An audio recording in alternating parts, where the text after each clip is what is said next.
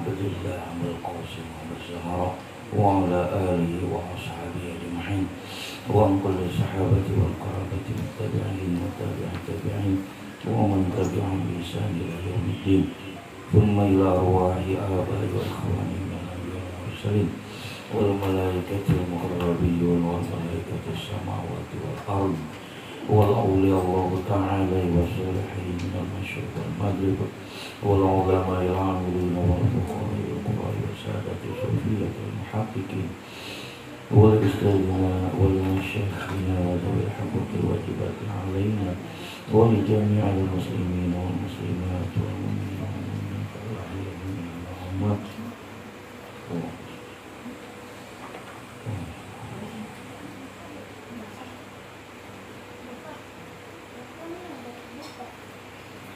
بحقي وببركتي وبكرامتي وبمعجزتي وبمنزلتي وبشفاعتي وبحرمة محمد رسول الله صلى الله عليه وسلم شهد لله لهم الفاتحة. أعوذ بالله من الشيطان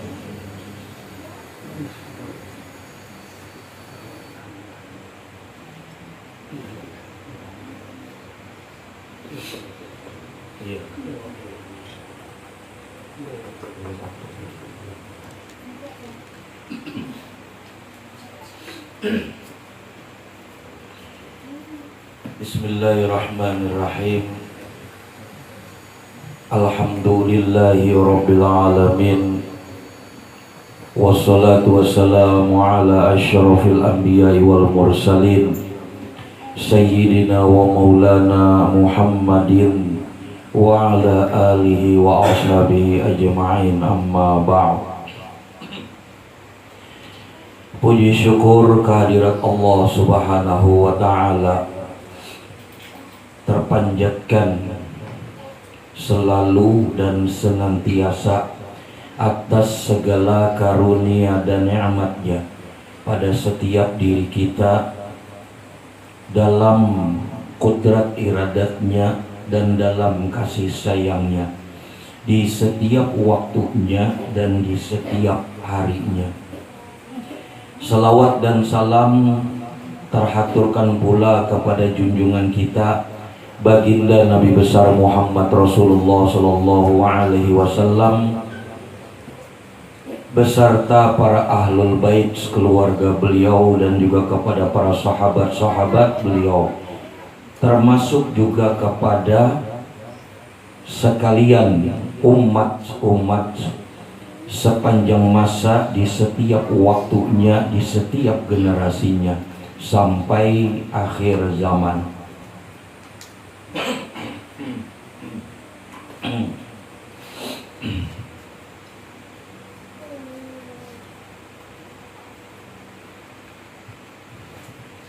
Dikatakan bahwa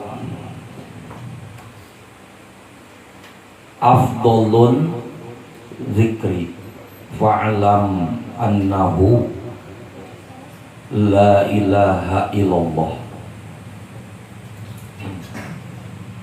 bahwa seutama-utama, sebaik-baik ingat atau zikir bahasa umumnya, sebaik-baik ingat, seutama-utama ingat atau zikir ialah mengetahui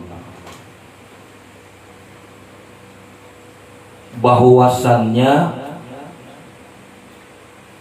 benar-benar tidak ada ilah, tidak ada Tuhan yang lain selain Allah. Bila dikatakan bahwa sebaik-baik, seutama-utama ingat, artinya ingat itu bisa ingat apa saja. Mengingat pekerjaan, mengingat urusan rumah, mengingat janji dan lain-lain sebagainya. Mengingat pertemuan apa saja, mengingat sesuatu, apakah itu berupa barang, benda, dan lain sebagainya, apa saja.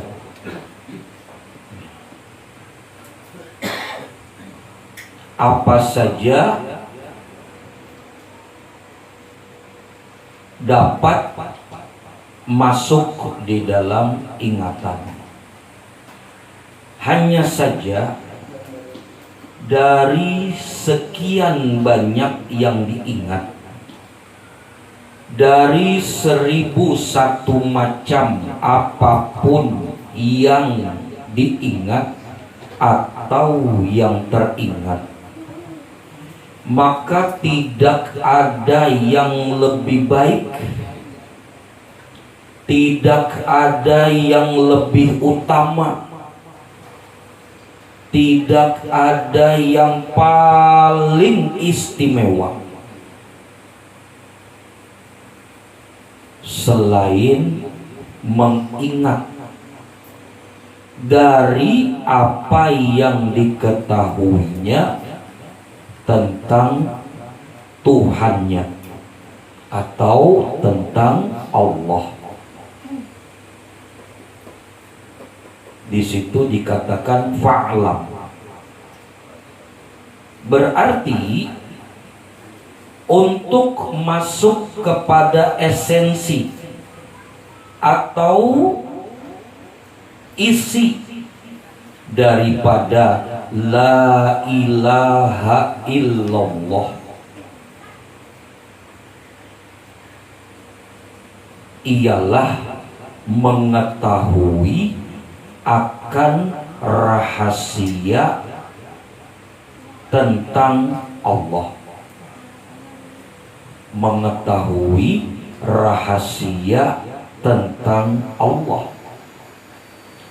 Yang dimaksud mengetahui rahasia tentang Allah, maksudnya ialah mengenal Allah.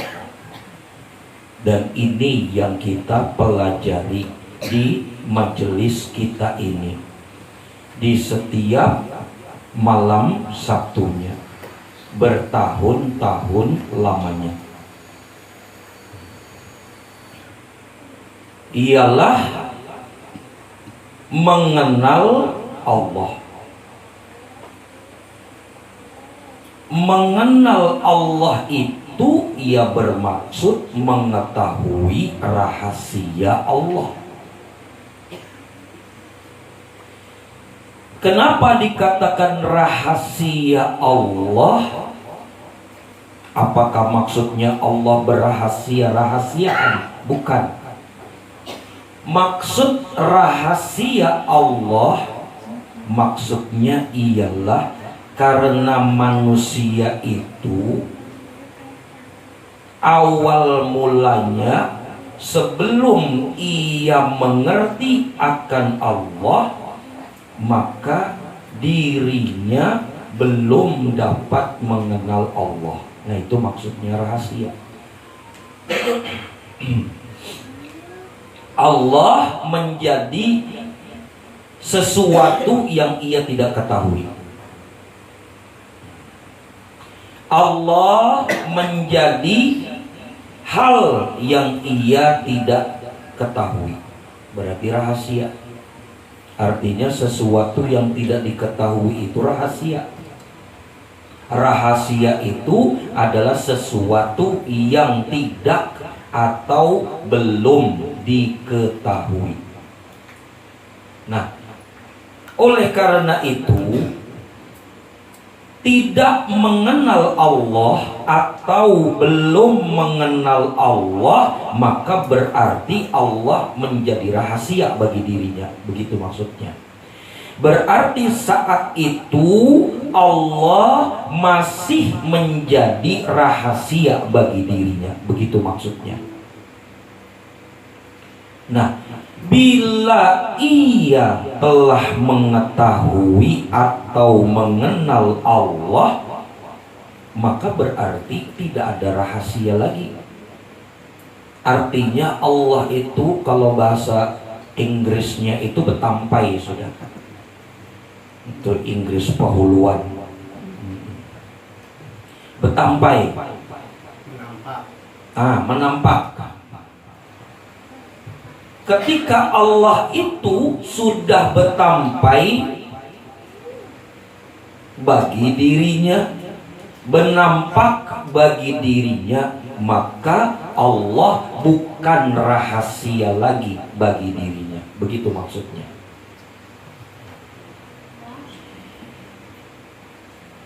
Fa'lam, mengetahui rahasia Allah. Maka ketika telah diketahui, maka ketika telah dikenali Allah itu,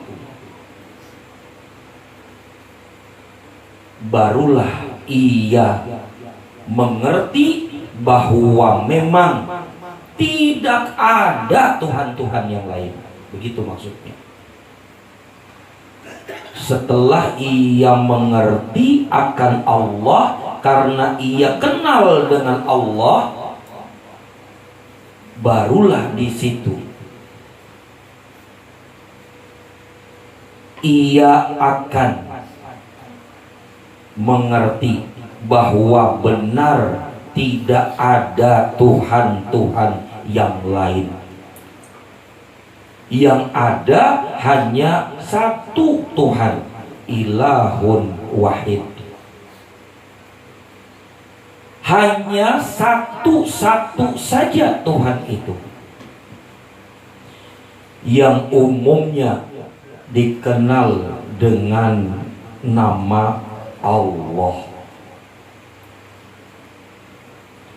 Maka berarti dari sekian banyak manusia di muka bumi, ada yang bertuhankan ini, ada yang bertuhankan itu, ada yang bertuhankan anu dan lain sebagainya. Maka sesungguhnya Tuhan yang mereka pertuhankan itu hanyalah persangkaan mereka semata. Begitu maksudnya. Hanyalah Tuhan dalam sangka-sangkanya semata. Ia menyangka batu itu Tuhan, maka ia tuhankan. Begitu maksudnya. Karena sangka-sangkanya itu menjadi suatu keyakinan, makanya dia meyakini itu Tuhan. Begitu maksudnya. Padahal apapun yang mereka pertuhankan itu semua hanya persangkaan semata.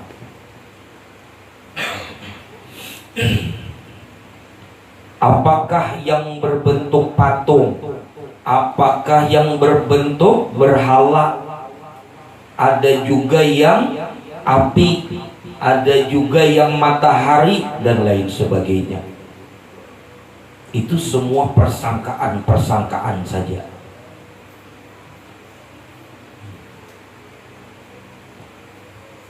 Kenapa persangkaan tentang apa yang ia tuhankan itu ada dan nyata ia yakini? Karena mereka itu belum mengenal Allah. Itu aja sederhananya. Sederhananya karena mereka itu belum mengenal Allah. Ilahun wahid tadi, pemilik tiap-tiap segala sesuatu, pemilik seru sekalian alam, belum dikenali. Tapi ketika seseorang itu ia telah mengenal Allah dengan sebaik-baik pengenalan, maka hilanglah persangkaannya bahwa ternyata memang tidak ada Tuhan yang lain. Begitu maksudnya. Jadi tauhid itu harus mengerti demikian. Bila dikatakan, oh Tuhanku Allah, adapun Tuhanmu adalah itu, katakanlah, dan kita mengiyakan apa yang ia tuhankan, berarti belum tauhid. Kenapa? Karena kita masih mengakui ada Tuhan yang lain. Paham kah?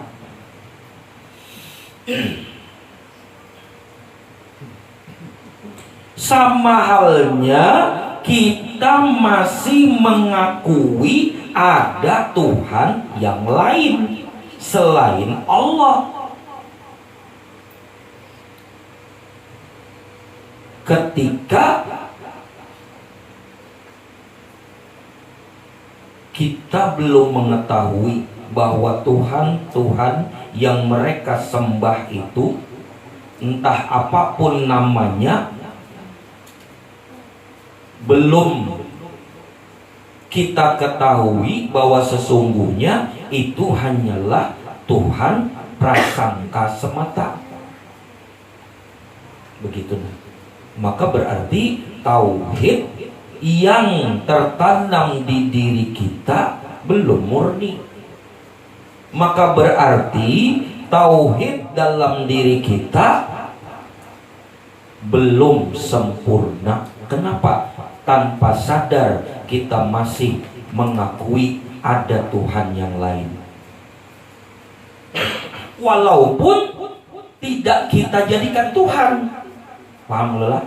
Tuhan kita kan Allah, begitu kan maksudnya lah. Secara umumnya kan demikian. Tuhan kita bernama Allah, tapi tanpa sadar kita mengakui ada Tuhan yang lain yang orang lain sembah. Begitu. Nah, mengakui ada Tuhan yang lain berarti tauhid kita tentang Allah belum sempurna. Itu yang harus diperbaiki agar benar-benar murni. Cukup di dalam rasa batin aja, di dalam rasa batin bahwa Tuhan-Tuhan yang lain, yang orang-orang sembah, yang orang-orang ikuti, entah siapapun agamanya dan lain sebagainya, dalam rasa batin kita itu kadada sebenarnya. Begitu maksudnya.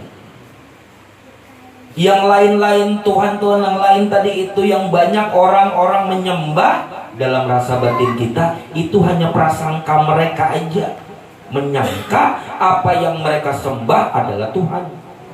Itu dalam rasa batin kita. Paham nggak? Nah, jadi kadang tak umpat-umpat gitu, nah, kadang tak ikut-ikut.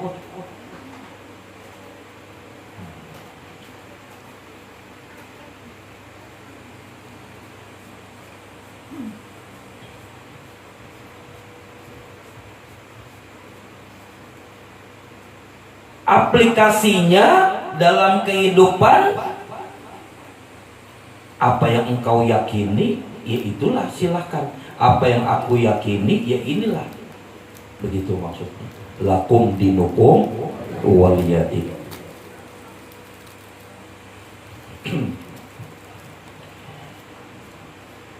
Maka itulah yang dimaksud.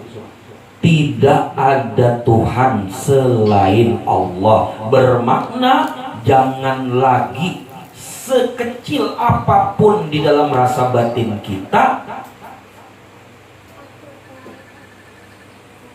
ikut menyatakan, oh itu kan Tuhannya orang Kristen, oh itu kan Tuhannya orang Buddha, oh itu kan Tuhannya orang Hindu, oh itu kan Tuhannya orang Konghucu. Nah, mengatakan hal demikian itu berarti sama mengakui. Begitu maksudnya. Jadi sebenarnya itu bukan Tuhannya orang Buddha, melainkan orang agama si A tadi, agama A tadi, mereka menyangka bahwa yang ia pertuhankan tadi sebagai Tuhan. Nah, begitu maksudnya. Agama si B menyangka bahwa Tuhan yang ia pertuhankan itu sebagai Tuhan. Nah, begitu maksudnya kalau dijabarkan. Berarti kesimpulannya, nang dituhankan oleh agama A berarti sebujurannya kadeda, begitu kalau lah. Yang dipertuhankan oleh agama B sebujurannya kadeda. Yang dituhankan oleh agama C itu pun tidak ada, kan begitu maksudnya.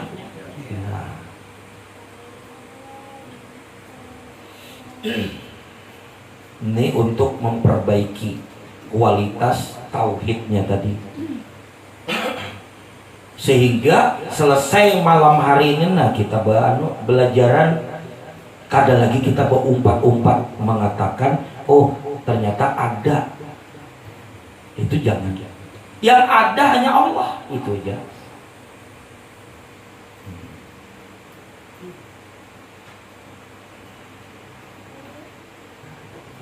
Itu yang dimaksud la ilaha illallah. Fa'lam annahu la ilaha illallah.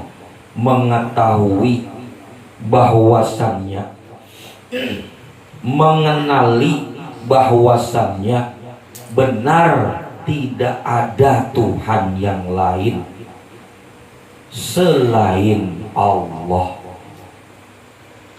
Maka berarti Allah itu Tuhan orang Islam, Tuhan orang Kristen, Tuhan orang Buddha, Tuhan orang Hindu, Tuhan seluruh manusia, Tuhan seluruh sekalian alam. Begitu kalau hanya saja mereka tidak kenal dengan Allah.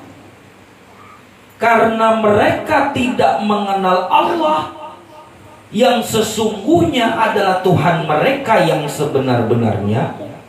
Karena mereka tidak mengenal, maka mereka mempertuhankan yang lain yang mereka sangka itu adalah Tuhan. Nah, begitu penjelasannya. Mudahan paham. Kalau lah ini maksudnya untuk memurnikan tauhid di diri kita dengar. Artinya begini, kita sudah belajar bertahun-tahun tentang pengenalan diri, tentang pengenalan Allah. Tahu sudah Allah itu yang hak, tapi masih jual umpat-umpat di dalam rasa batin. Itu kan Tuhannya orang Buddha,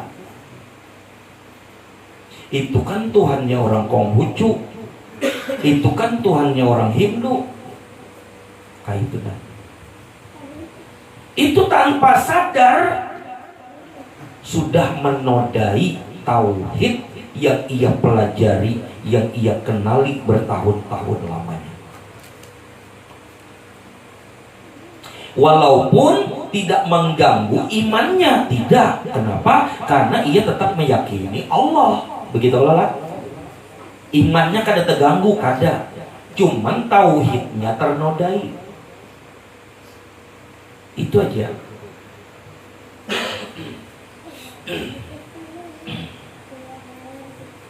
Maka perbaiki kualitas kemurnian tauhid. Bila hanya Allah satu-satunya Tuhan, pemilik seru sekalian alam, pencipta tiap-tiap segala sesuatu, Tuhan bagi tiap-tiap sesuatu, maka berarti benar tidak ada Tuhan yang lain.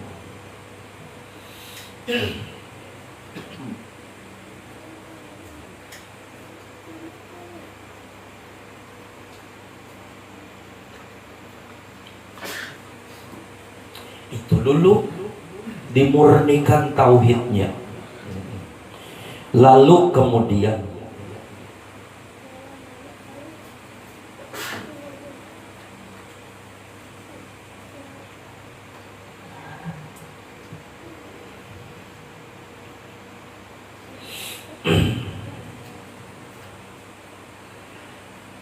Fa'lam annahu la ilaha illallah, mengetahui atau mengenali bahwa tidak ada Tuhan selain Allah. Tadi dikatakan maksudnya mengetahui atau mengenali sebaik-baiknya tentang Allah.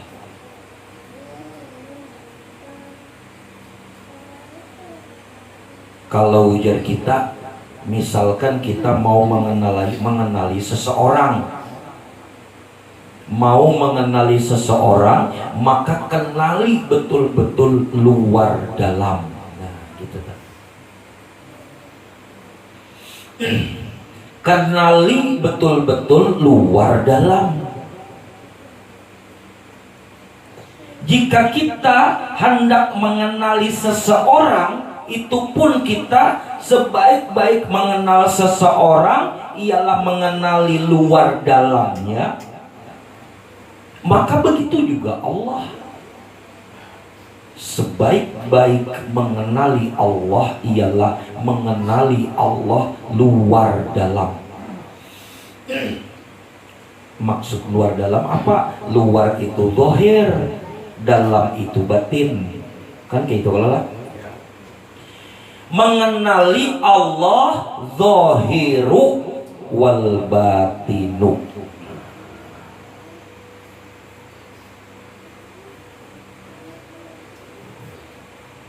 Bila dikenali Allah zahir dan batin, baru tuh dikatakan benar dia mengenali Allah sebaik-baik pengenalan.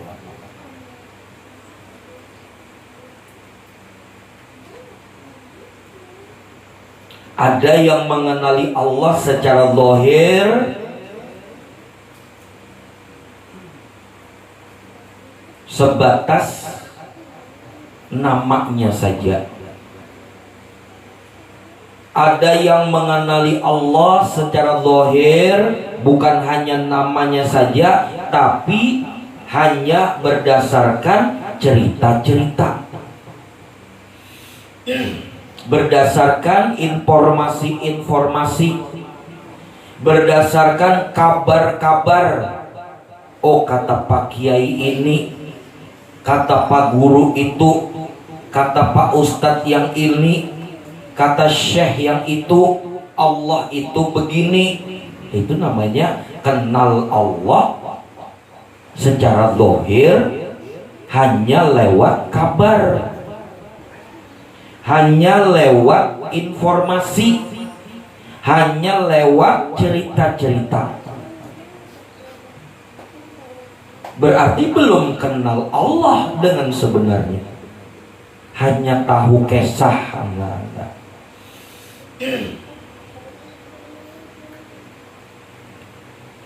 Itu kalau bahasa Banjarnya, hanya tahu kisahnya saja tentang Allah.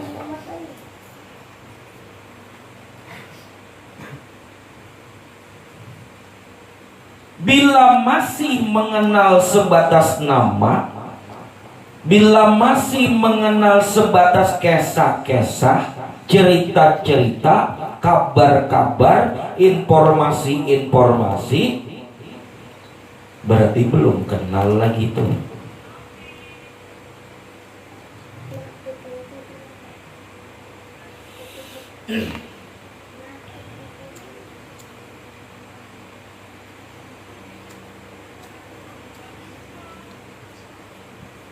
Padahal awal muawal di dalam rukun Islam itu hendaknya menyaksikan, ya kan? Di dalam rukun Islam yang pertama sekali ialah menyaksikan. Dalam kalimat, 2 kalimat syahadat, menyaksikan. Asyhadu artinya aku menyaksikan. Aku menyaksikan itu berarti aku mengenali. Bagaimana dia bisa menyaksikan kalau dia kada kenal? Ya kan? Yang disaksikan ya yang dikenali. Kalau kada kenal, apa yang disaksikan?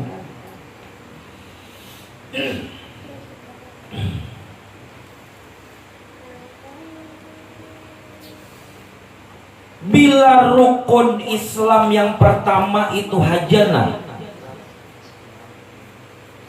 mengenai menyaksikan, ia masih luput itu lepas, penyaksiannya masih lepas, penyaksiannya belum pas, penyaksiannya belum benar dari apa yang harusnya disaksikan tentang Allah dan Muhammad dalam dua kalimat syahadat. Berarti belum Islam lagi. Ya kan? Kan syarat masuk Islam itu dua kalimat syahadat. Kalau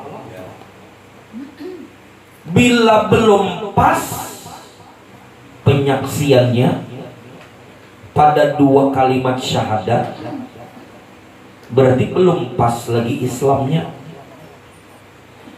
Berarti belum sah lagi Islamnya.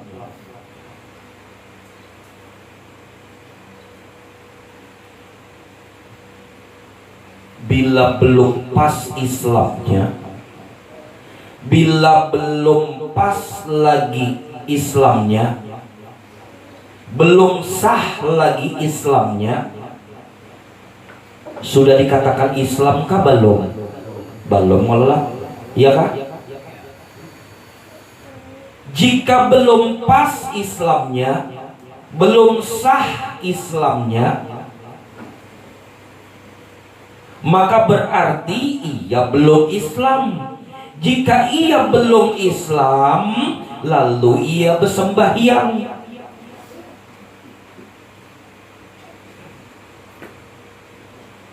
Orang kada Islamnya nah, umpat sholat diterima kada sholatnya? Kada diterima Allah. Ia bukan orang Islam. Atau ia belum beragama Islam. Beumpat sholat, diterimalah sholatnya. Beumpat puasa, diterimalah puasanya. Kada jua Allah.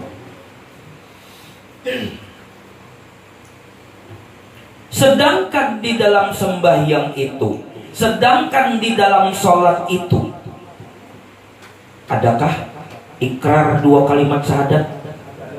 Adakah? Pada saat duduk tahiyat, iya kan? Tahiyat awal maupun tahiyat akhir, iya kan?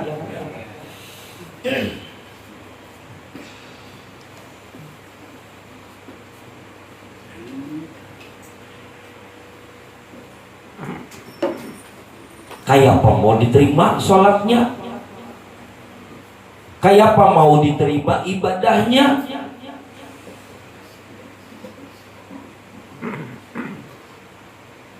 Bahkan dia pun mengucap dua kalimat syahadat di dalam sholat itu, sementara dia tidak benar-benar dapat menyaksikan.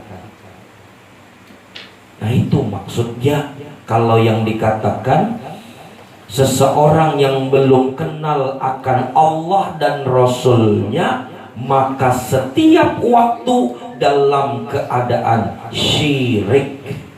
Itu maksudnya.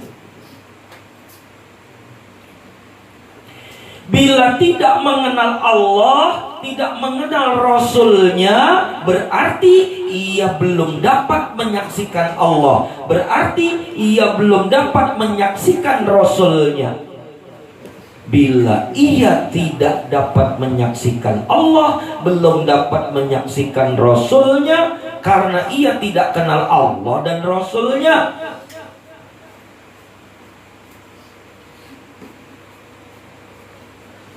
berarti syirik setiap waktunya. Syirik itu apa artinya? menyekutukan Allah, menyekutukan Allah.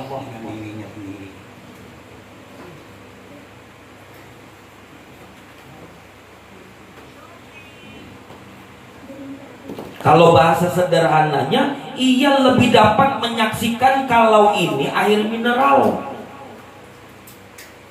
Ia lebih dapat menyaksikan kalau ini tisu. Ia lebih dapat menyaksikan kalau ini rokok. Ia dapat menyaksikan kalau ini Mac. Ia dapat menyaksikan kalau itu kipas. Ia dapat menyaksikan kalau ini meja. Apa yang dia lain lihat, dia dapat menyaksikan, tapi dia tidak dapat menyaksikan Allah. Begitu kalau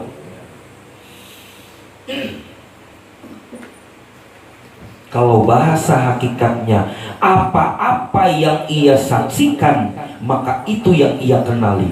Bila ia mengenali apapun, bila ia dapat menyaksikan apapun, tapi dia tidak dapat mengenali Allah, tapi ia tidak dapat menyaksikan Allah, berarti mereka menserikatkan Allah dengan sesuatu apapun yang ia kenali. Begitu maksudnya. Itu hukum hakikat.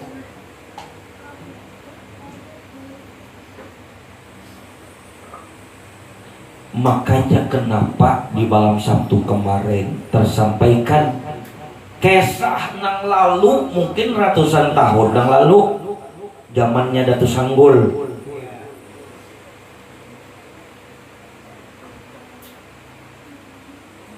Dikisahkan di dalam masjid, semua orang yang di dalam masjid itu badannya manusia, kepalanya hewan, kepalanya binatang. Kenapa? Karena satu masjidnya tadi itu kada kenal Allah. Satu masjid tadi itu kada kenal, kada menyaksikan akan Allah.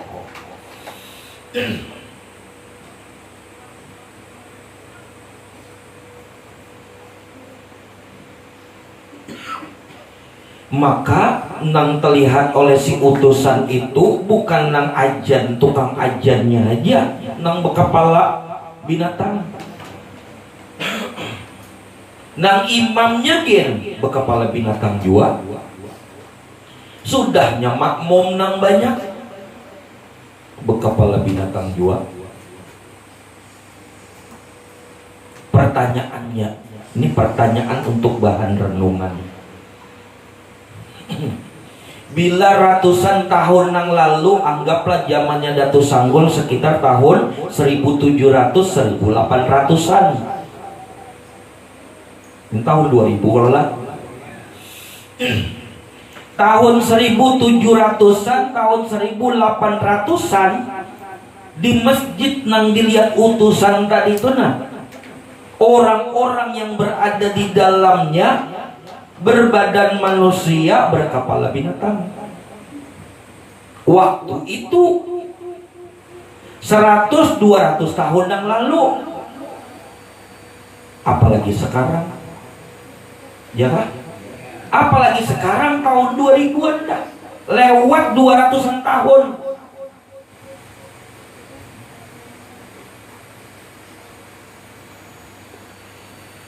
Makanya kata Rasulullah di dalam salah satu sabdanya, salah satu di antara tanda-tanda, banyak tanda-tandanya, salah satu tanda dekatnya kiamat,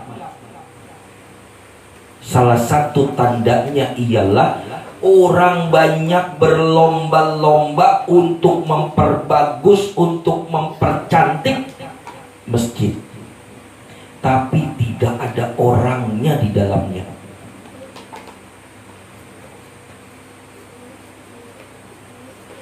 Orang awam mengatakan, oh banyak aja kok, itu banyak orangnya di masjid, banyak tuh. Nah 100, 200, ada yang 1000, karena masjidnya ganal. Iya bungkusnya iya, tapi dalamnya bukan. Bungkusnya terlihat manusia, tapi bagi orang yang hawas, bukan manusia yang ada di dalam itu. Kayak itu maksudnya.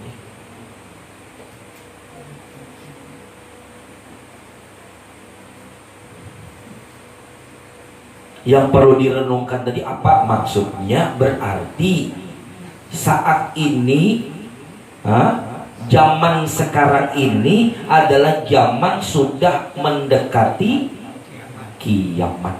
Itu yang jadi bahan renungan, yang jadi bahan renungan oleh kita semua. Bukan yang jadi bahan renungan tadi itu manusia berkepala hewannya tadi, bukan. Itu hanya kita mengambil iktibar sebagai tanda.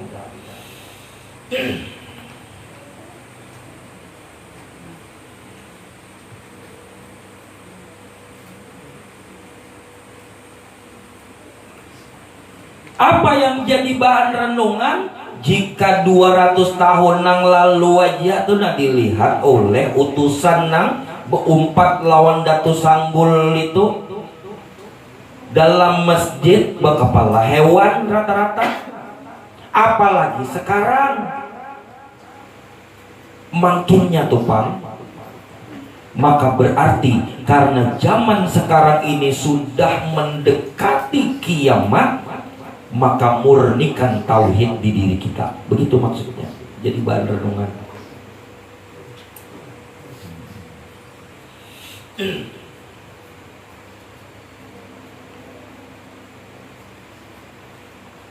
Jangan sampai sudah tahu ilmunya, mengenal Allah, lalu kenal kepada Allah berdasarkan ilmu yang sudah diketahui, tapi tanpa sadar masih juga ikut mengatakan, oh itu kan Tuhannya orang Hindu,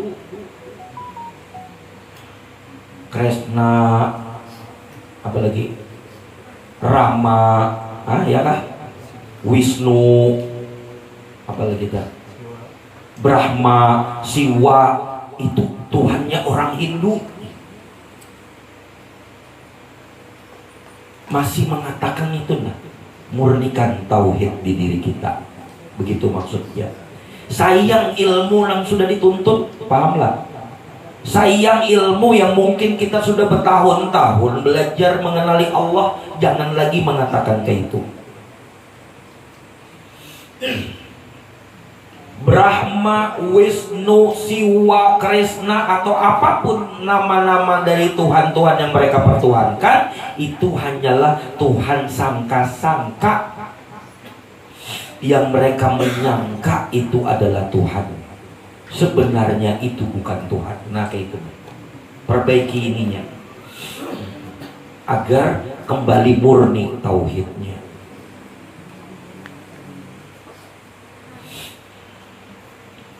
Salah satu tanda di akhir zaman dekatnya kiamat ialah orang berlomba-lomba mempercantik, memperindah masjid, tempat ibadah, tetapi tidak ada orang di dalamnya. Sudah kayak itu makanya berlomba-lomba, tahulah berlomba-lomba. Di masjid di sana nah lagi pugar apa renovasi, ya kan namanya renovasi kalau lah renovasi. Nang di masjid sana berumpat juga. Nang di sana berumpat juga merenovasi. Nang lain berumpat juga. Nah itu ngarannya berlomba-lomba. Ujar pamanjuan beiri. Nah tadi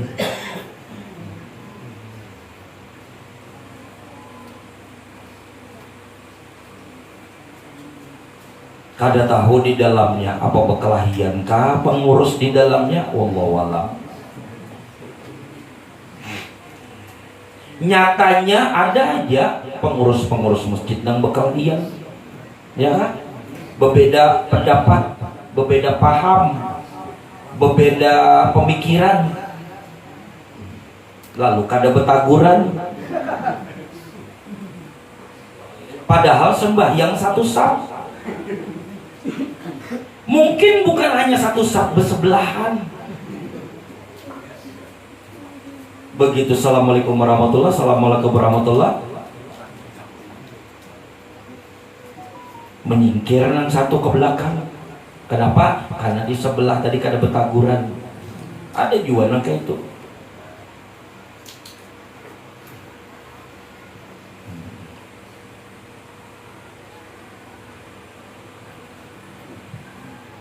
Bagi orang yang hawas, ia akan melihat banyak manusia itu yang badannya manusia tapi kepalanya berkepala hewan.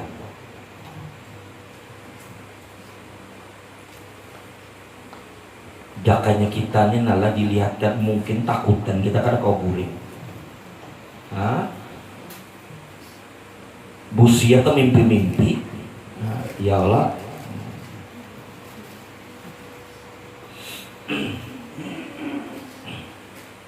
Kalau di kita ini alhamdulillah kada ada lagi pang nang kepala binatang.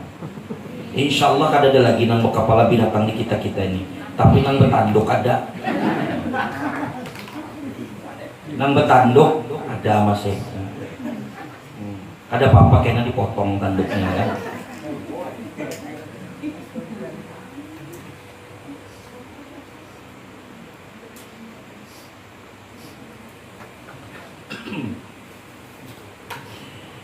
Mengenali Allah zahir wal batin.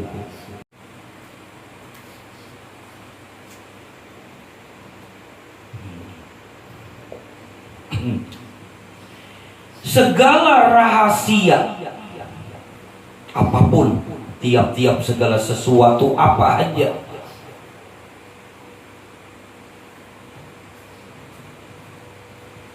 segala rahasia apapun, termasuk rahasia tentang pengenalan Allah dan Rasulnya, terhimpun di antara huruf kaf dan nun.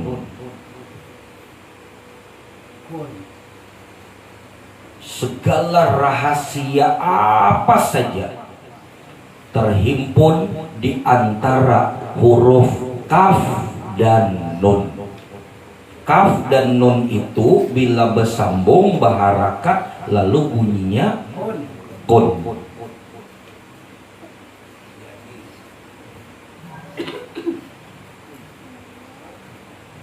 Rahasia tiap-tiap segala sesuatu apapun itu berarti apa aja, tersirat atau tersimpan di antara huruf kaf dan nun. Apa itu kaf? Kaf itu adalah karamatullah.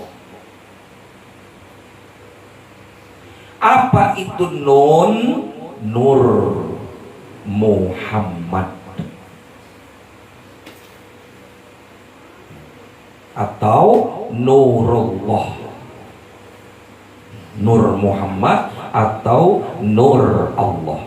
Kafnya itu adalah karamah atau karamatullah, sedangkan nunnya itu adalah nur atau Nurullah yang umumnya dikenal dengan Nur Muhammad.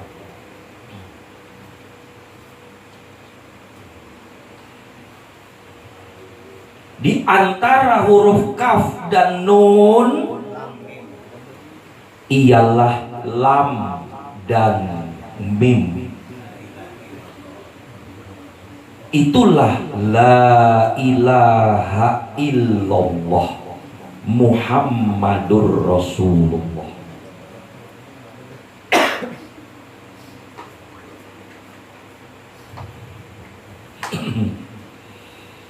Maka berarti rahasia tiap-tiap segala sesuatu apapun yang terhimpun di antara huruf kaf dan nun ialah la ilaha illallah Muhammadur Rasulullah. Karena itu kenapa bila seseorang itu akhir masanya, akhir hayatnya, terakhir napas sebelum menghembuskan terakhir, dia mengucap la ilaha illallah Muhammadur Rasulullah, maka surga. Artinya diampuni segala dosa-dosanya, diberkati, dirahmati, dan disyafaati.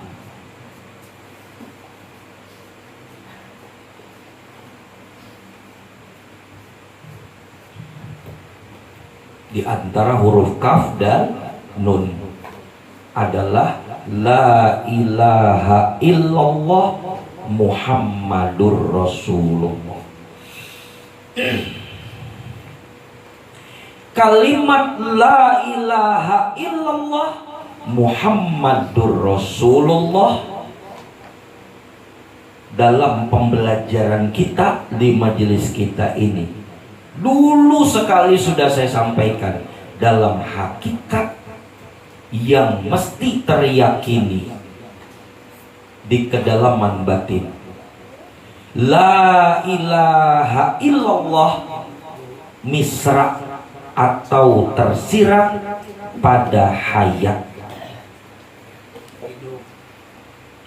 Muhammadur Rasulullah misra atau tersirat pada rasa, sehingga bila diamaliyahkan la ilaha illallah dalam hati, hidupku, Muhammadur Rasulullah dalam hati, rasaku. Itu amaliyahnya, agar dalam kehendak Allah ia akan dimatikan di dalam kalimat la ilaha illallah Muhammadur Rasulullah. Amaliyahnya la ilaha illallah dalam hati, hidupku, Muhammadur Rasulullah dalam hati, rasaku.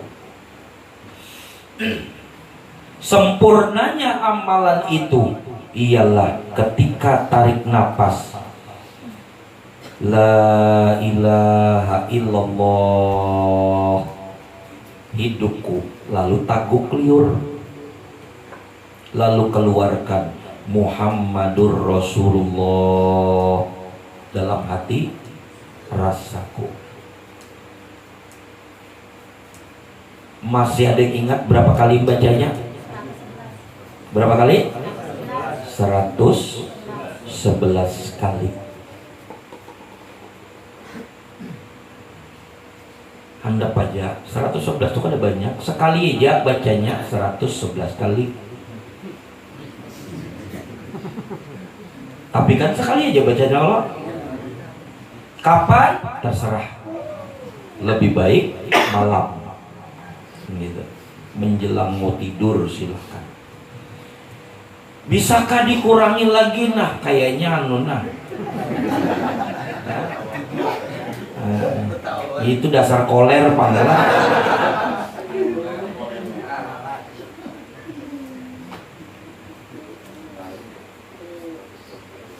Bertawar, padahal koler. Bisakah dikurangi? Ayo aja kada apa-apa dikurangi. Tapi ketahui ilmunya tadi sudah. Kada sekedar mengamalkan. Tadi kan sudah diuraikan tadi macam-macam tadi. Berapa kali? 13 kali aja. Dan yakini 13 kali itu misra pada bulu, kulit, darah, daging, urat, tulang, otak, sumsum, penglihatan, pendengaran, penciuman, pengrasa, nyawa.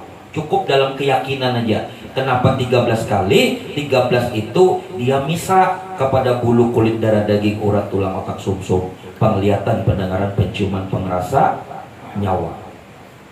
Jadi la ilaha illallah hidupku, Muhammadur Rasulullah rasaku, misra pada bulu. La ilaha illallah hidupku, Muhammadur Rasulullah rasaku, misra pada kulit, dan seterusnya dan seterusnya. Disambatkah? Kenapa apa disambat? Supaya apa aja kita, supaya fokus, supaya mendarah daging, supaya fokus, supaya perhatiannya pas. La ilaha illallah hidupku, Muhammadur Rasulullah rasaku, misra pada bulu. La ilaha illallah hidupku, Muhammadur Rasulullah rasaku, misra pada kulit. La ilaha illallah hidupku, Muhammadur Rasulullah rasaku, misra pada darahku, dan seterusnya 13 kali. Minta kurangi lagi kah? Cukup sudah 13, apalagi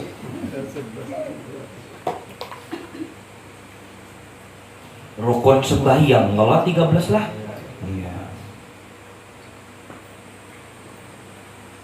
Ini ada rukun sembahyang 13, ada rukun 13 pada diri, ya itu sudah.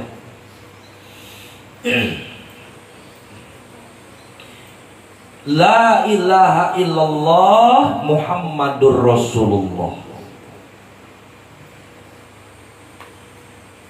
Dari dua kalimat itu, bila diringkas lagi atau dirangkum lagi, ada dua asma di dalamnya, ada dua nama di dalamnya, yakni Allah dan Muhammad.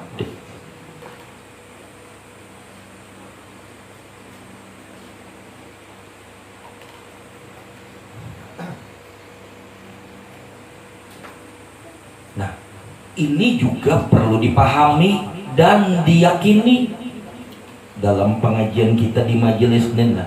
Walaupun itu nama, tapi pahami dan yakini.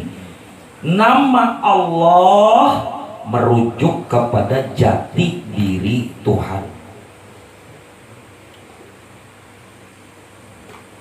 Lah, diyakini. Karena apa? Allah itu kan sebutan atau nama baginya, kan begitu kalau lah. Tapi paham dan keyakinan kita ketika menyebut Allah di situ menunjuk kepada jati dirinya Tuhan tadi, Ilahun Wahid tadi.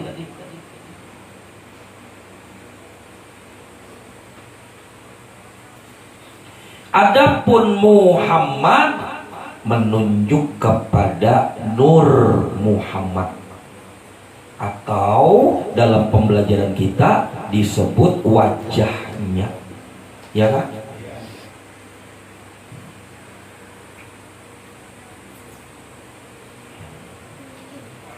Kalau rakamnya Allah itu zat, Muhammad itu sifat. Nah kayak itu sudah. Itu rakam ilmunya. Allah itu ya zat maksudnya, Muhammad itu sifat maksudnya.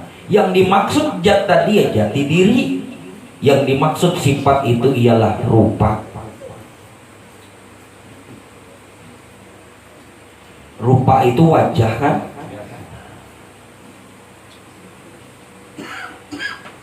Zat dan sifat tidak bercerai. Zat dan sifat tidak berpisah. Jati diri dengan rupanya tidak terpisah. Si zat memandang dirinya melalui wajahnya. Si zat itu atau jati diri Tuhan tadi memandang akan dirinya sendiri dengan memandang rupanya sendiri.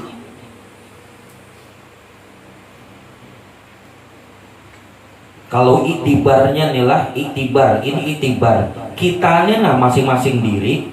Kalau mau memandang diri kita sendiri, apa yang dipandang?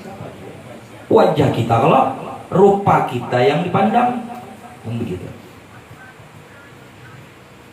Maulah bercermin, rencana hendak memandang diri sendiri, tapi yang dipandang rupa orang lain, kan kalah itu.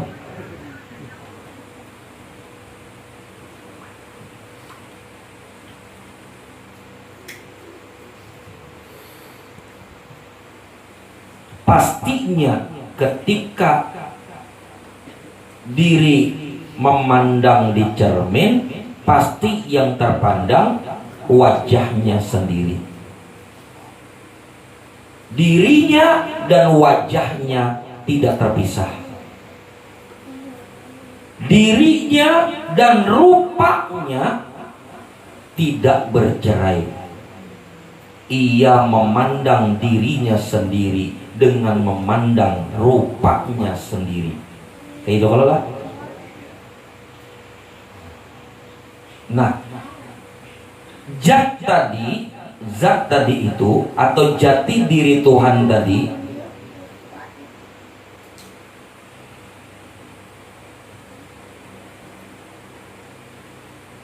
dengan wajahnya atau rupanya yang dikatakan Nur Muhammad tidak bercerai dan tidak terpisah.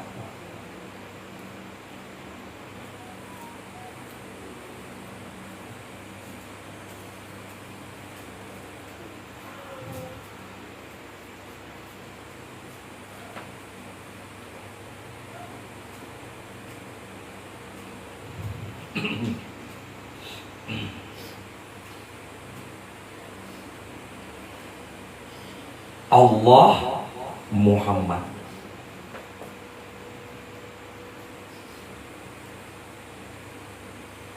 Dirinya dan wajahnya tidak bercerai, tidak berpisah, satu di dalam rahasia.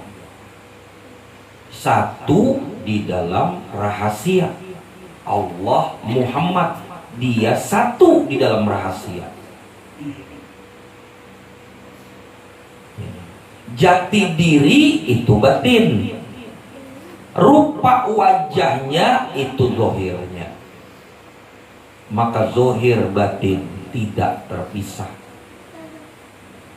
Nah, tadi kan dikatakan bagaimana mengenal Allah, zohir batin, ya kan?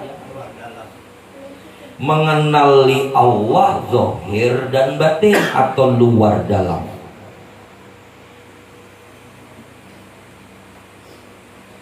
Yang dikatakan batin ya jati dirinya. Yang dikatakan zohir ialah wajahnya, yang umumnya dikenal dengan Nur Muhammad. Zohir dan batin, zat dan sifat, Allah dan Muhammad satu di dalam rahasia. Mana rahasianya? Ya tasydidnya tadi. Tasydid atau sabdu. Hurufnya beda. Alif, lam, lam, ha. Mim, ha, mim, dal. Hurufnya beda, tapi tasydidnya satu. Tasydidnya satu. Nah, itulah yang dikatakan itu rahasianya. Allah Muhammad satu di dalam rahasia, satu pada tasydid itu.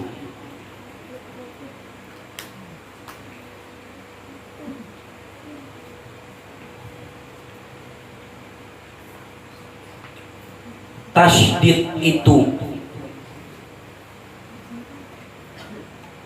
yang dalam pembelajaran kita itulah yang bernama Ahmad. Itulah yang bernama Ahmad. Ahmad, ini kita kada bepapan tulis, jadi simak baik-baik. Ahmad adalah batinnya Muhammad. Ahmad adalah batinnya Muhammad sebagai kenyataannya Allah, begitu maksudnya. Dikenal oleh penduduk bumi dan langit bernama Muhammad. Coba pahami, Ahmad adalah batinnya Muhammad bin Abdullah. Lah, sekali lagi, Ahmad itu adalah tasydid. Ahmad itu adalah tasydid. Ialah batinnya Muhammad bin Abdullah. Nah, batinnya Muhammad bin Abdullah itu yang Ahmad tadi, batinnya Muhammad bin Abdullah itu adalah kenyataan Allah.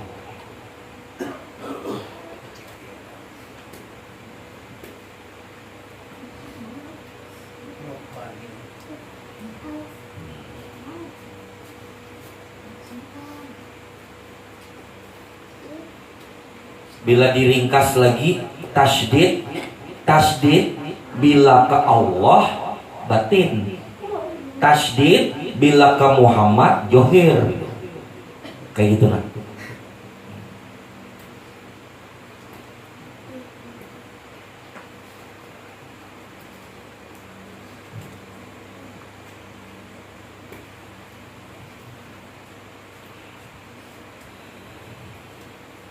Oleh karena itu dirangkum rumus tadi itu, bukan rumus panglah, pengetahuan itu tadi, dirangkum ilmu proses tadi itu di dalam kalimat Muhammad Rasul Allah. Muhammad Rasul Allah. Ada Muhammadnya, ada Allahnya, ya kan? Ada Muhammadnya, ada Allahnya. Di tengah-tengahnya ada Rasul. Nah, Rasul tadi itu menunjuk kepada Ahmad tadi.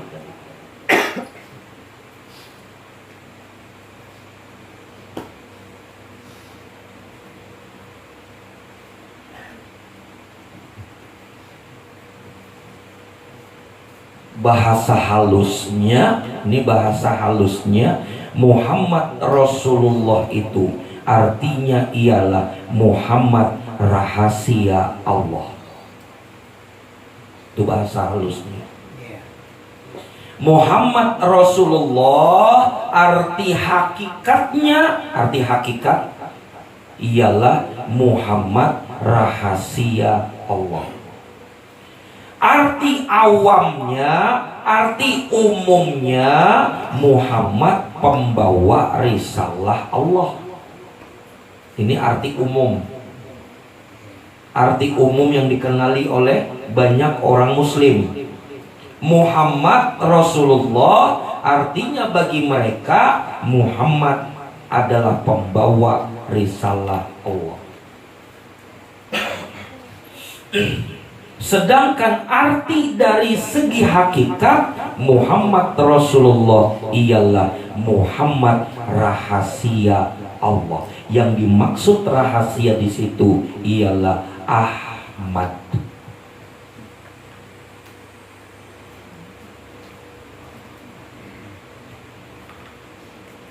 Yang dimaksud rahasia di situ ialah Ahmad.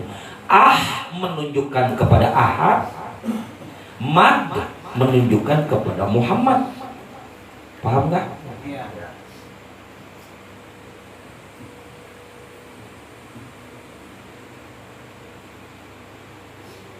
Pelan-pelan aja menyimaknya, soalnya ada papan tulis. Yang penting poin-poinnya paham. Maka berarti jika dikatakan mengenali Allah luar dalam, mengenali Allah zahiru wal batinu, selain menyimak apa yang tadi sudah disampaikan, banyak tadi macam-macam. Kesimpulannya ialah zahir wal batin, yang dikatakan Allah itu, pengenalan Allah itu zahir wal batin ialah Ahmad.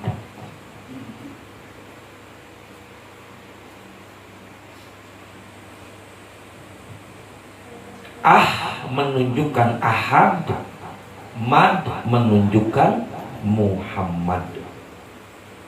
Bila dipisah, ini bila dipisah artinya diurai. Ahmad, menunjukkan ahad, matnya menunjukkan Muhammad. Lalu bila diurai jadinya ahad, Ahmad, Muhammad. Iya kan? Ahad, Ahmad, Muhammad. Jika ahad disatukan di Ahmad, jika Muhammad disatukan di Ahmad, ya Ahmad itu Pak. Ahmad itulah tasydidnya.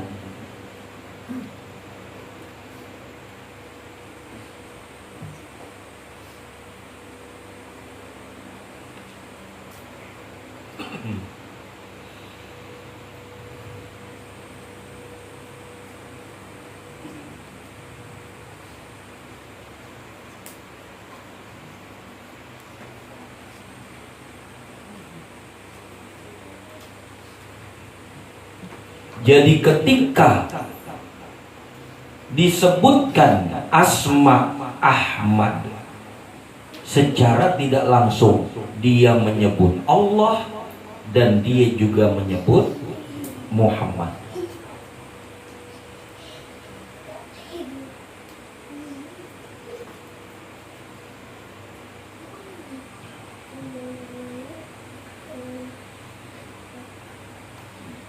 Maka itulah pengetahuan ilmu, mengenal Allah zahiru wal batin. Himpun keseluruhannya ialah Ahmad. Maka rahasia daripada dua kalimat syahadat La ilaha illallah Muhammadur Rasulullah ialah Ahmad.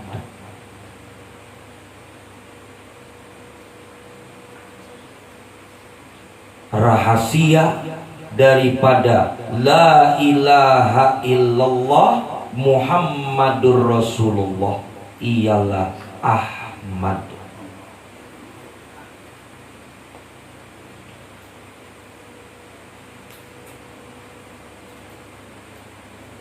Ahmad awal mula sebelum tercipta tiap-tiap segala sesuatu. Ini sudah pernah diterangkan lah, sudah pernah di papan tulis.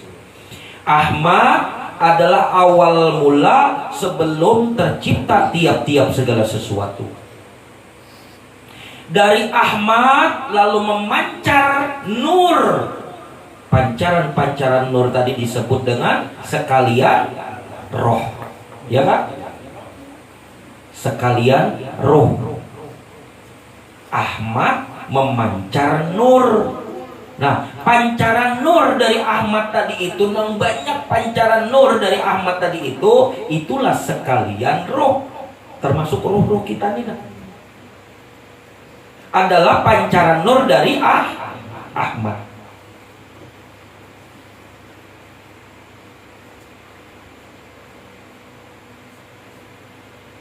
Roh Afandi, roh Subhan, roh Rizki, roh Dedi, roh Sawali, roh kita semua adalah pancaran nur dari Ahmad. Lalu si Ahmad tadi menyata ke dunia. Ahmad tadi tajalli menyata ke dunia.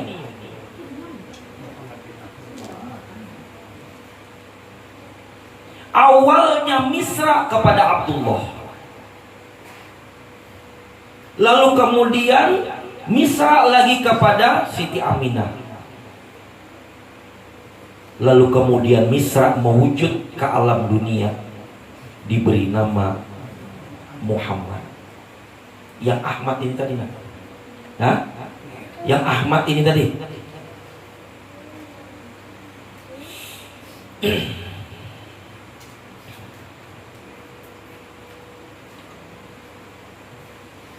Paham gak?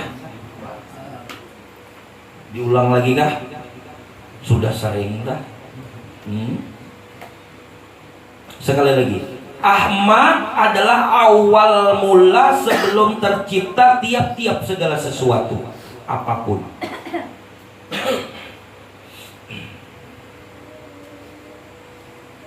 Ini kita masih bicara tentang kun tadi kah? Rahasia antara kaf dan nun adalah la ilaha illallah Muhammadur Rasulullah. Ya kan? Pada la ilaha illallah Muhammadur Rasulullah ada dua asma, yakni Allah dan Muhammad. Pada Allah dan Muhammad satu dalam rahasia, yaitu tasydid. Tasydid itu ialah Ahmad. Maka kesimpulannya rahasia di antara kaf dan nun adalah Ahmad. Ya begitu Pak? Makanya Ahmad lebih dulu, sebelum ada apa-apa, tiap-tiap segala sesuatu diciptakan. Ahmad inilah di dalam kalamnya dia berkata kun, ya kan?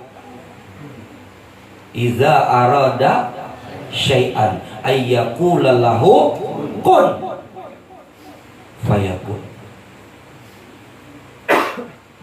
Ahmad memancarkan pancaran nur. Pancaran nur tadi itulah sekalian roh, termasuk roh-roh di kita-kita ini. Ya kan? Karenanya dia berkata, ana abal arwah, aku adalah bapak daripada sekalian roh. Hah? Ya kan? Aku adalah bapak daripada sekalian roh.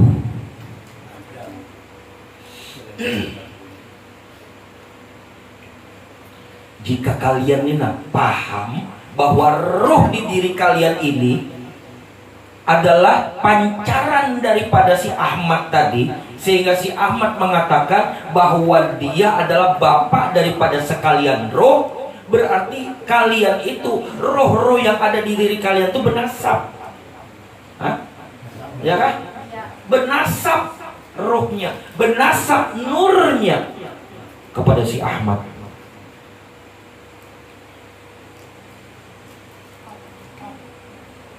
Makanya dikatakan nasabku tidak terputus. Ini orang melihat jahirnya, darah yang dihubungkan.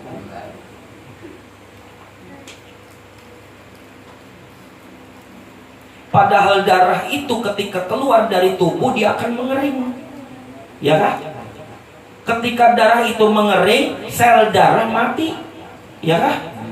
Berarti terputus. Nang kada terputus itu roh, dia selalu tersambung. Berarti Habib berataan.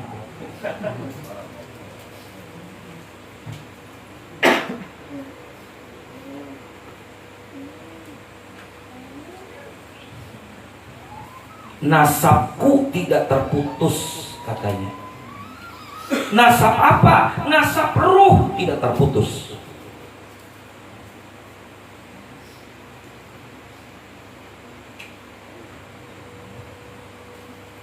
Kalau dihubungkan ke darah, pada darah ada sel darah. Sel darah itu pun bisa mati. Berarti terputus.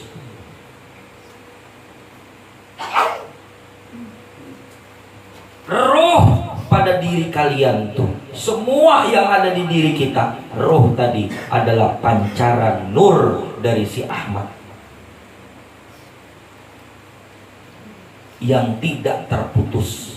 Apabila mengenal jati diri, apabila mengenal diri sebenar-benarnya diri, maka dia selalu tersambung. Apabila tidak mengenal akan diri sebenar-benarnya diri, ya terputus jua.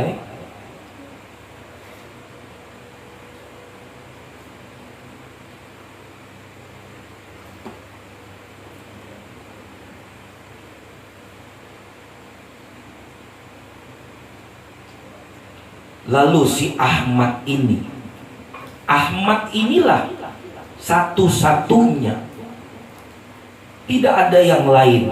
Ahmad inilah satu-satunya yang menyata yang tajalli turun temurun, awalnya kepada Nabi Adam, lalu berpindah kepada Nabi Nuh, lalu berpindah kepada terus nabi-nabi yang lain sampai kepada Nabi Ibrahim, Nabi Ismail, terus turun si Ahmad tadi nih sampai kepada Abdullah Misra, lalu turun lagi Misra kepada Aminah, lalu kemudian menyata menjadi sebaik-baik manusia.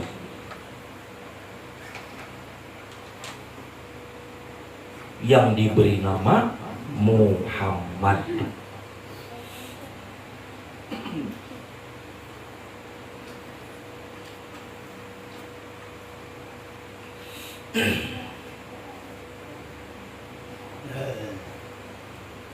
Ahmad, sekali lagi lah, Ahmad memancarkan banyak nur, memancarkan pancaran nur, pancaran nur, pancaran nur, pancaran nur, pancaran nur tadi, itulah sekalian roh. Adakah di sekalian roh tadi itu roh Muhammad? Ayo. Ahmad memancarkan pancaran nur. Ini sekalian roh. Pancaran nur ini adalah sekalian roh. Di sekalian roh tadi ada roh Muhammad tidak? Ada. Hah? Ada. Ayo simak. Lalu kemudian Ahmad ini satu-satunya yang kemudian dia misra kepada Adam, terus Nuh, Ibrahim, terus sampai kepada Abdullah, sampai kepada Aminah, lalu menjahir menjadi Muhammad. Berarti ruhnya Muhammad Ahmad langsung lah, ya kan? Tidak ada di sekalian roh tadi kalau.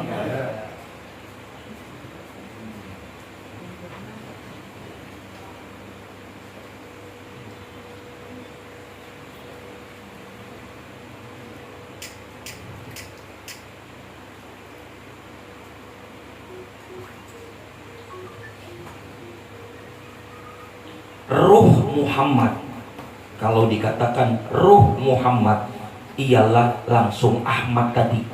Paham lah? Ruh Muhammad bin Abdullah ialah Ahmad. Ada ruh di setiap diri kita, pancaran nur dari Ahmad. Paham lah?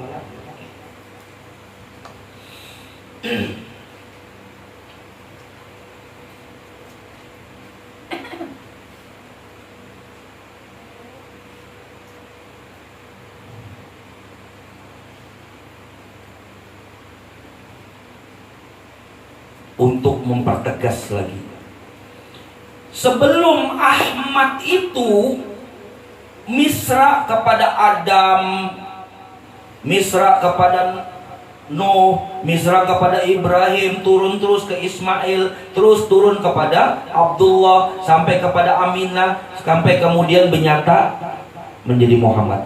Sebelum turun, sebelum di apa ngarannya itulah disiratkan, karena bakal menjadi Muhammad, ya kan? Sebelum disiratkan kepada Adam, inilah Ahmadnya.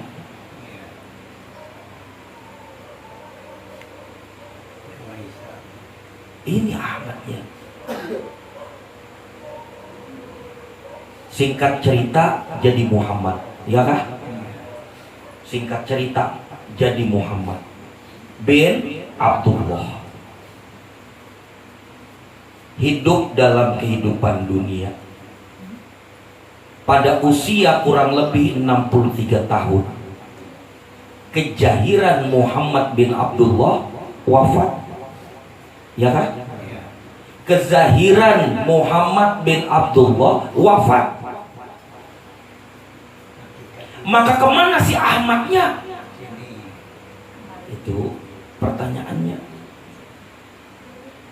Roh Muhammad yang dikatakan si Ahmad tadi maka dia kembali kepada keheningan, kebeningan, kekosongan ini.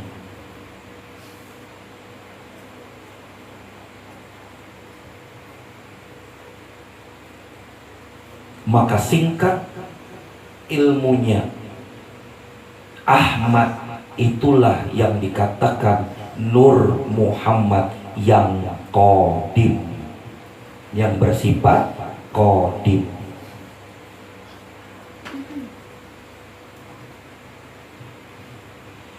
Karena roh di setiap diri kita adalah pancaran daripada nur yang qadim, maka berarti roh pada diri kita juga Nur Muhammad, tapi bersifat muhaddas.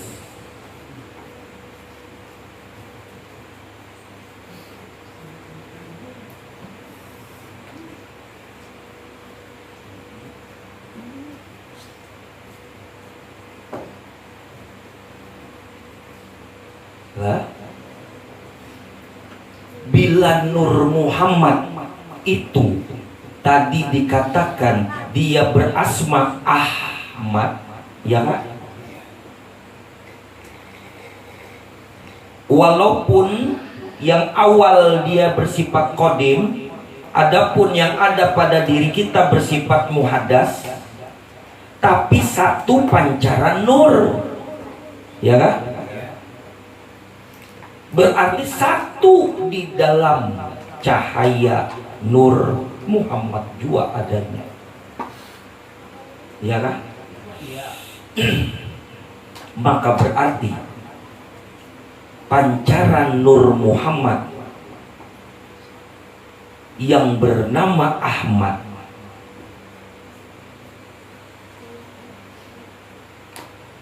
juga ada pada roh di setiap diri kita.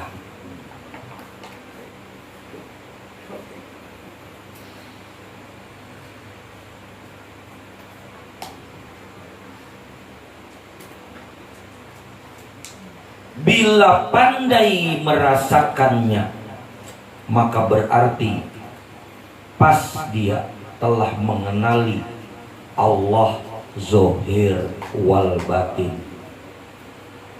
Batinnya zohirnya mat. Paham kan? Batinnya zohirnya mat. Bila digabungkan mat. Maka siapa yang merasakan roh di dirinya, berarti sama halnya dia merasakan Allah Zohiru wal batinu. Atau bisa dikatakan dia telah merasakan Ahmad pada dirinya.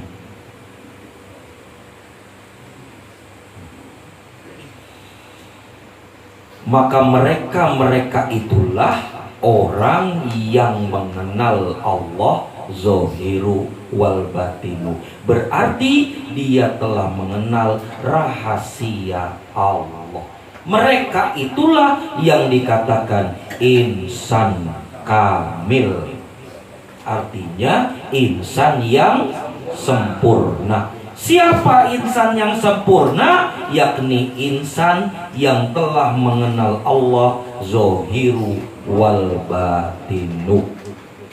Maka semoga Allah mengokohkan keyakinan di setiap diri kita sekokoh-kokohnya, sehingga istiqamah di dalam kedekatan Allah Zohiru wal batinu. Dan semoga pada setiap diri kita diberikan hak Allah, hak Rasulnya untuk selalu merasakan hadirnya Allah Zohiru wal batinu, sehingga benar-benar ternyatakan Allah ternyatakan dalam setiap keseharian, sehingga benar-benar dia selalu memandang Allah di dalam memandang nurnya, atau memandang Nur Muhammad, atau memandang nur yang bernama Ahmad. Semoga Allah memberkati setiap diri kita dengan berkah Allah yang ternyatakan pada diri Muhammad Rasulullah, yakni Ahmad, dengan berkah sebaik-baik berkah, dengan rahmat sebaik-baik rahmat, dengan syafaat sebaik-baik syafaat, sehingga digolongkanlah setiap diri kita sebagai orang-orang yang berada di dalam cahaya Nur Muhammad, sehingga setiap diri kita apabila nanti telah sampai waktunya berpulang ke rahmatullah, maka dipulangkan dan dikembalikan diri kita masuk kembali ke dalam cahaya Nur Muhammad atau kembali kepada Ahmad, maka husnul khotimah. Cukup sekian apa yang tersampaikan di malam hari ini. Allahumma salli ala Muhammad, Allahumma salli ala rasulika sayyidina Muhammad, Allahumma salli ala rasulika sayyidina wa habibina wa syafina wa zaratina wa barakatina wa maulana